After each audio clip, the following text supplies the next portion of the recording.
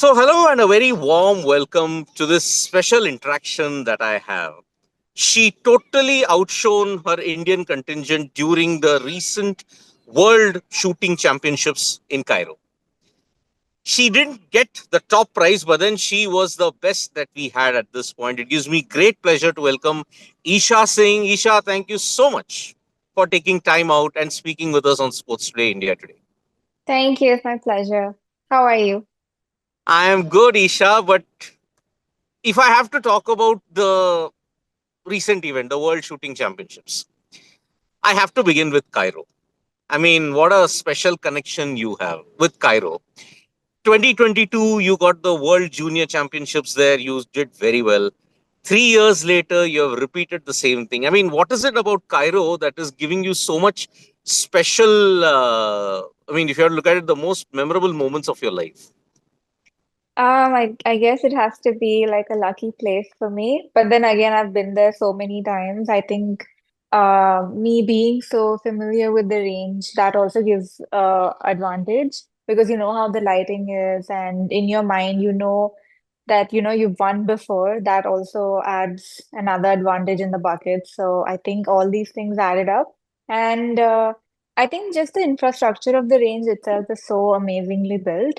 The lighting is amazing, and everything is the standards of them that they have for us, the shooters. They're all really good. So I think these all things add up.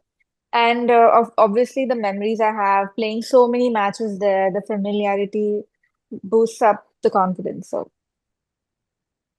Isha, you got the bronze medal. You've had team success. You've had individual success also in 2025.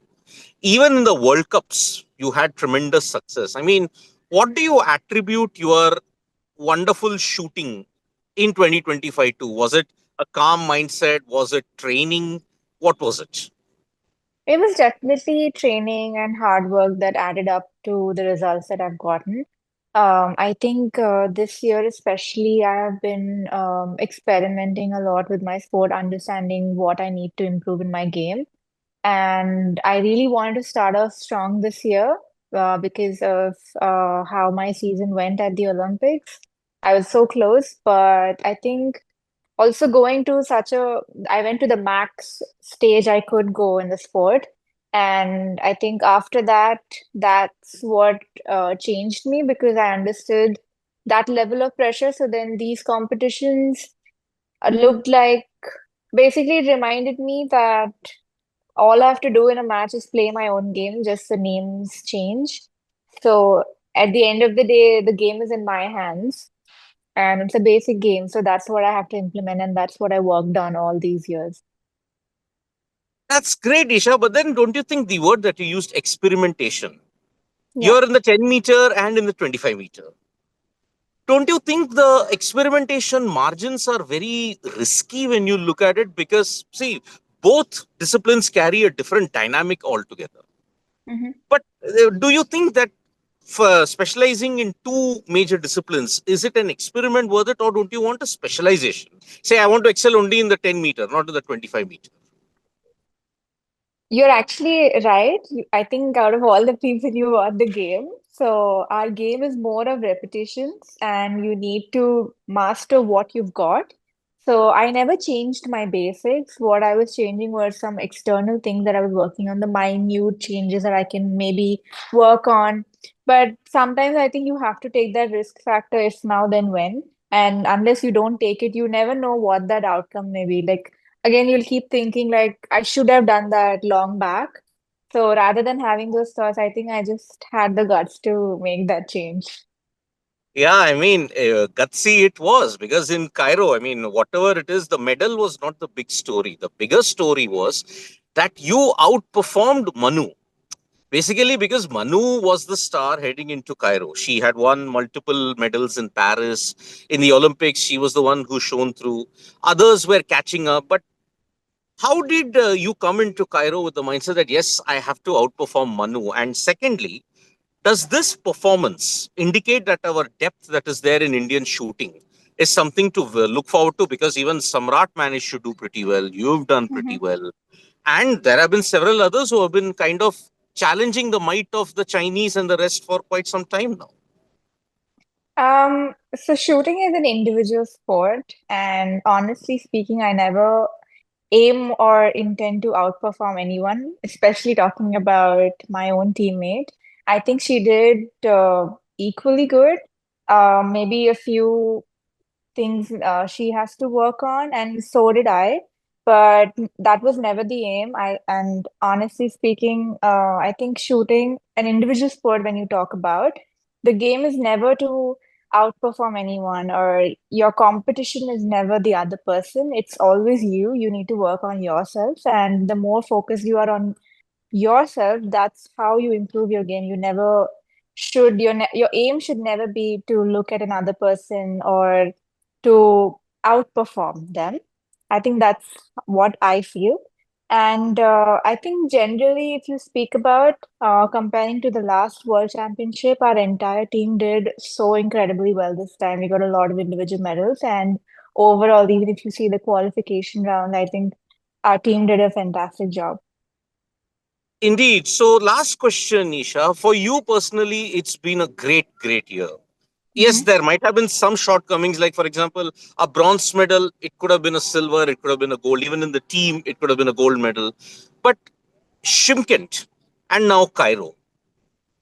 Have Indian shooters overcome a certain pressure barrier when it comes to encountering China? Because that's where, when you have to look at it, it is a straight tussle between either China or Korea when it comes to Indian shooters. So have we kind of closed the gap between China and Korea when we have to look at it in 2025? I think last few years only, not just this year, I think last few years we have been equally good as them. And I think the credits definitely have to go to our federation, our entire management that they have changed and they're still looking to improve. I'm very grateful for that. Together as a team, I think we are really working towards each individual player, and that's something amazing going on. And I think the competition domestically in India has improved so much in our country that it's pushing us to go beyond limits. Like if you see 10-meter air pistol women, now we have Suruchi, then you have the other players as well. There are a lot of names this year, not just one. They are crossing above 580 plus just in domestic trial. Our average itself is over that. So when you have competition like that, that itself motivates you and pushes you to perform better. So when you have that kind of competition, I think when you go international and you see the scores, then you don't have anything to fear because you're so used to it. Absolutely. But now, Isha, there is still one more month to go to end for a glorious 2025. Now, how will you take the confidence from Cairo to Doha? Because that is your season ender when you have to look at it. In Doha, what will be your main focus? And because heading into 2026, there's another major event when you have to look at the Asian Games. Mhm. So, how will the end of the year determine your preparation, the way how you go about it for 2026? Because that's your curtain raiser for 2028. Right. I mean, I don't think I think so deeply, like you said, thinking of how the year ended. But honestly speaking, I think I look at every match the same way I look at any match. Yes, the titles are different. They do mean a lot. But for me, all I want to do is implement whatever I'm doing in my training. That is my main goal going into a competition. And of course, winning a medal and getting glory for the country. But in order to do that, I need to focus on myself. So that's what I keep in my head. And whatever the outcome is, I think I take it as a gratitude from God. Like, whatever He's seen me doing, He knows how hard work I do every day. So, yeah. Well, there we have it, folks. Isha Singh, one of our best shooters currently in 2025. And luckily, people like Isha have shown that yes, the depth that is there in Indian shooting is truly, truly remarkable. And we hope that she gets more and more success, not just in December 2025 in Doha, but also for the Asian Games, for the Asian Championships, and several other world events as well. Isha, thank you so much once again for taking time out and speaking to Sports Today. Thank you so much. So that's all from us, folks. Subscribe to Sports Today for all the latest information from the world of sports.